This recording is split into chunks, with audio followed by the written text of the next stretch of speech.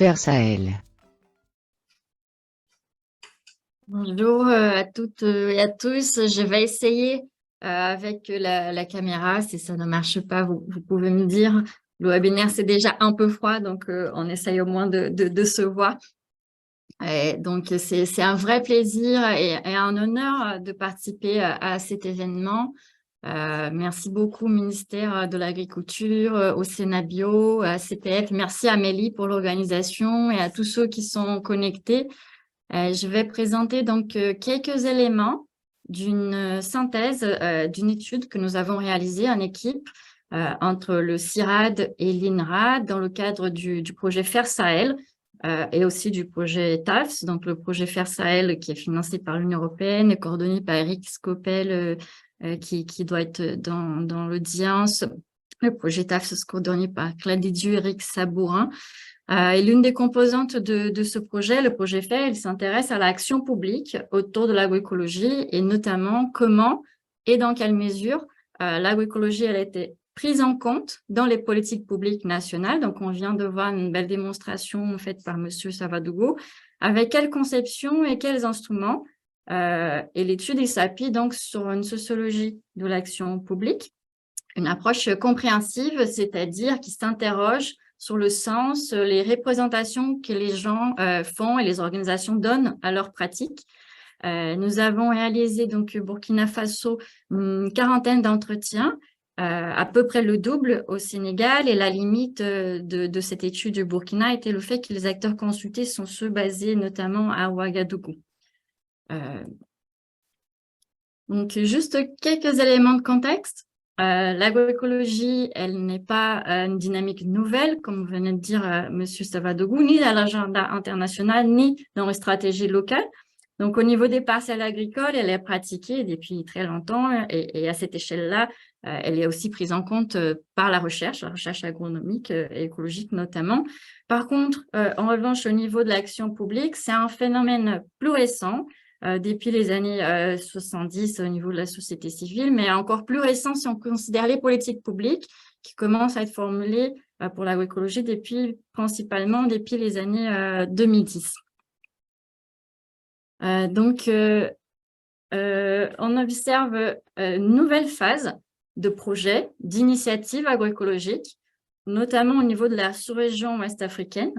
Cette dynamique a été largement impulsée, certes, par la coopération internationale, par la FAO, par la CEDEAO, par l'Union européenne, la coopération bilatérale, mais malgré malgré ce rôle important de la coopération internationale et des dynamiques aussi sous-régionales, ce qu'on observe dans nos études est que les trajectoires de chaque pays, de chaque territoire, ils sont complètement différentes. On constate beaucoup d'allers-retours entre les acteurs internationaux, les acteurs nationaux, dans la définition des problèmes à cibler, dans les approches à privilégier. Donc, ça dépend beaucoup des enjeux, des contraintes de chaque pays et surtout des acteurs qui sont impliqués dans le processus. Et c'est pourquoi on fait ce webinaire autour des acteurs de l'agroécologie. Par exemple, moi, j'ai eu la chance de pouvoir travailler dans 3 parmi les 5 pays ciblés par le programme en agroécologie de la CEDEAO, et on voit des trajectoires complètement différentes entre le Sénégal, le Burkina Faso, la Côte d'Ivoire, et je vais y revenir tout à l'heure. Donc, en ce qui concerne les conceptions de l'agroécologie, il y a de nombreuses interprétations dans chaque pays qui sous-tendent parfois des postures conceptuelles, idéologiques et diverses. Donc, si on s'intéresse à la définition qui a été donnée à l'agroécologie par la DITAES, la dynamique de la transition agroécologique au Sénégal, un réseau très fort notamment de la société civile, ils ont fait le choix stratégique de garder une connexion avec l'agenda international à travers les 10 principes de la FAO, mais sans pour autant s'engager dans des controverses trop fortes autour de la définition de l'agroécologie, et tout ça afin de fédérer les acteurs autour de ce projet politique. En Côte d'Ivoire, l'agroécologie en tant que telle, elle ne fait pas vraiment débat politique, objet de débat politique. Elle est présente dans des initiatives du maraîchage, des projets ponctuels, mais l'enjeu politique est bien moins important. Et l'enjeu principal, il concerne beaucoup plus les modalités de mise en œuvre de l'agroforesterie, et là, avec une vision très centrée sur la filière et la filière cacao. Au Burkina, Donc, au Burkina Faso, il y avait, dès le début de l'élaboration de cette stratégie, une préoccupation initiale de ne pas transformer l'agroécologie dans un fourre-tout. La question de cette définition, d'une définition consensuelle, elle semblait très importante au départ. Et ce choix, pourtant, il a exposé aussi des divergences importantes entre les acteurs de l'agroécologie dans le pays. Il a aussi fait face à un long processus de négociation, mais surtout un processus d'apprentissage aussi entre ces acteurs. Et on voit aujourd'hui une sorte de compromis autour de la notion de transition agroécologique. Et ce qui est intéressant, c'est qu'en analysant les entretiens, nous avons vu que certaines questions ressortaient de manière courante, donc notamment la question de l'autonomie, l'importance de cette vision d'autonomie autour de l'agroécologie, et aussi d'autres notions plus englobantes comme transition, agriculture durable, etc. Par contre, la question des entrants est celle qui attire plus d'attention, mais aussi plus de débat entre la question d'un usage rationnel d'entrants chimiques, l'abolition d'entrants. C'est une question qui a fait un certain nombre de débats et de controverses. Mais malgré ces controverses, malgré certaines de ces divergences, on constate aussi beaucoup de synergie entre ces acteurs, entre les acteurs consultés, notamment ce qui concerne, par exemple, l'histoire de la dynamique agroécologique au Burkina Faso, qui date bien avant ces projets plus récents, même de Pierre Rabhi, les enjeux de diagnostic, les défis agricoles, c'est-à-dire le vrai problème autour de la santé publique lié à la contamination des pesticides, la question de la perte de fertilité des sols, la question des impacts des changements climatiques, aussi de la dégradation des ressources naturelles sur la disponibilité de l'eau, des synergies aussi sur les systèmes de production, ce qui concerne la question de la pénibilité du travail, qui n'est pas suffisamment abordée par l'agroécologie, mais comme mentionnait M. Savadogo tout à l'heure, il y a cette vision d'intégrer l'agroécologie dans le programme de mécanisation, le rôle central de l'agriculture familiale, même si pour certains acteurs, l'agrobusiness peut aussi avoir sa place là-dedans. Et surtout, un point intéressant est le débat autour de la sécurité alimentaire, qui est l'un des enjeux les plus importants pour le pays. Mais on n'a pas trouvé vraiment une perception d'opposition très forte entre agroécologie et sécurité alimentaire, ce qu'on trouve dans d'autres pays, par exemple au Sénégal, au Burkina Faso. De nombreux acteurs nous parlaient de cette perspective de sécurité alimentaire, certes, mais dans le long terme. Donc, une préservation du capital sol comme étant essentielle. Sur la dimension des acteurs, ce qui concerne les acteurs de l'agroécologie au Burkina Faso, on voit une dynamique assez impressionnante. Plus de 300 acteurs ont été recensés.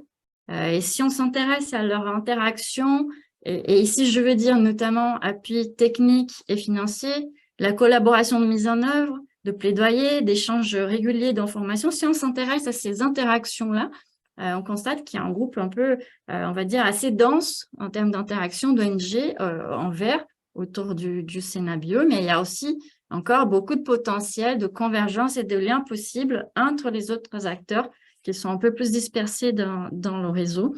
Et un autre constat est une certaine absence, on va dire, du secteur privé, des filières commerciales de cette dynamique.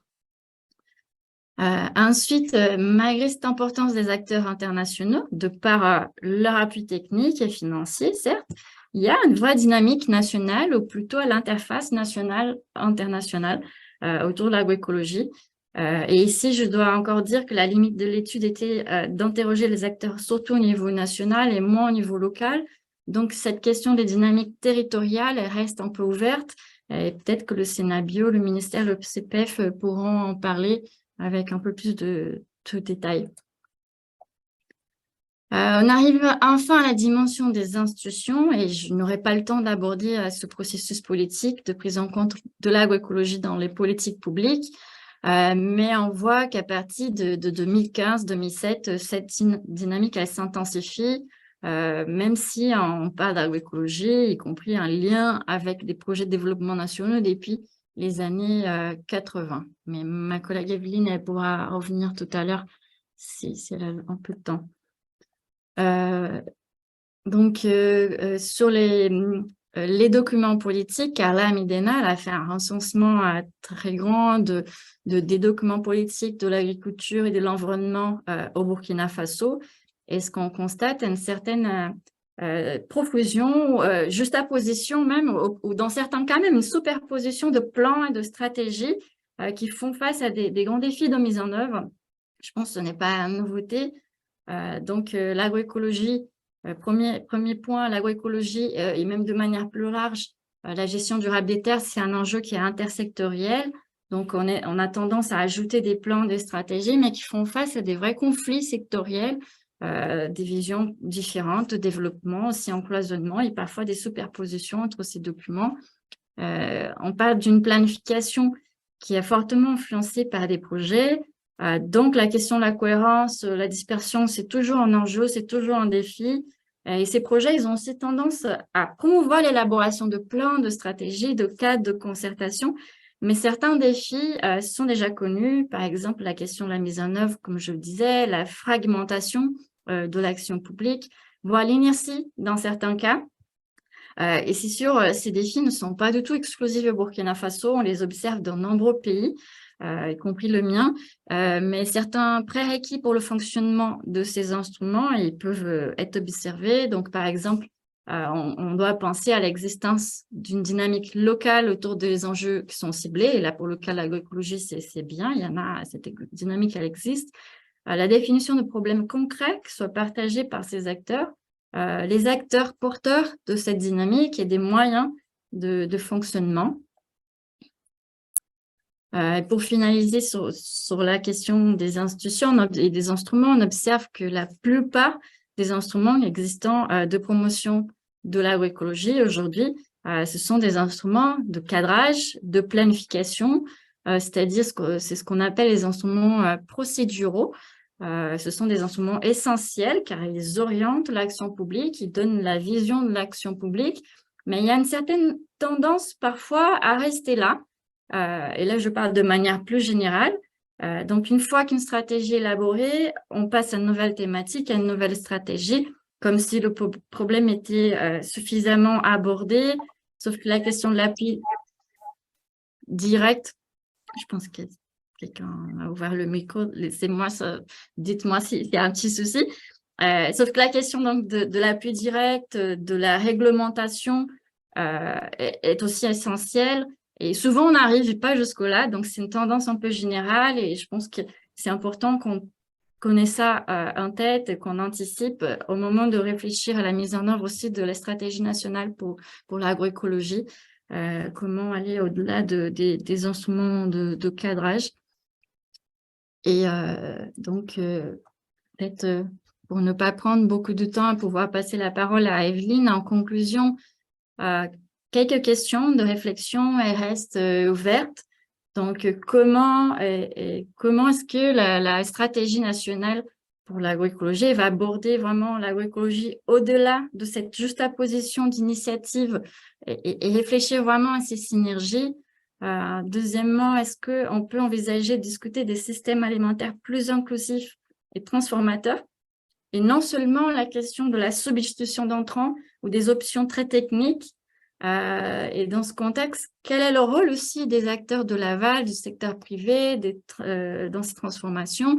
Et surtout, quel est le rôle des acteurs au niveau des territoires? Comment est-ce qu'on peut envisager, soutenir, accompagner les dynamiques de transition au niveau territorial? C'est un vrai enjeu, il y a des vraies contraintes qui sont là. Je pense qu'elles ne sont pas négligeables, les contraintes institutionnelles, comme on l'a dit, d'instabilité aussi, mais les défis surtout de décentralisation des politiques publiques, les contraintes structurelles, la question de l'insécurité alimentaire, l'accès aux fonciers, le financement, et surtout maintenant la question sécuritaire aussi, qui est un vrai enjeu qu'on ne peut pas négliger. Donc, enfin, face à ces contraintes et ces défis très importants, on a interrogé nos interlocuteurs sur la pertinence presque de parler d'agroécologie dans des contextes contraints. Et l'une des réponses qui m'ont inspirée, qui est ressortie, était justement le rôle de l'agroécologie pour promouvoir une réflexion sur les projets envisagés de développement du Burkina Faso. Donc, l'agroécologie non pas nécessairement comme une fin en soi, mais aussi comme un moyen de réflexion sur les schémas possibles et transformateurs, sur sur les futurs envisagés pour le pays. Donc, je passe rapidement aussi la parole à ma collègue Evelyne Comparé, avec qui nous avons collaboré dans cette étude, et je vous remercie par avance pour votre attention.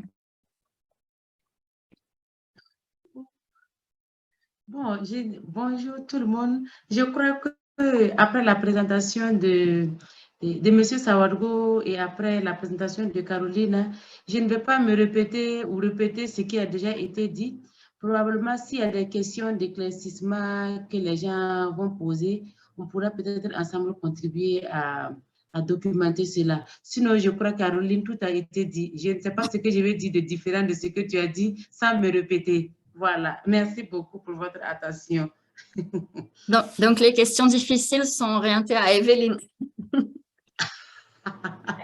Bon, je ne suis pas certaine, on verra bien. Merci.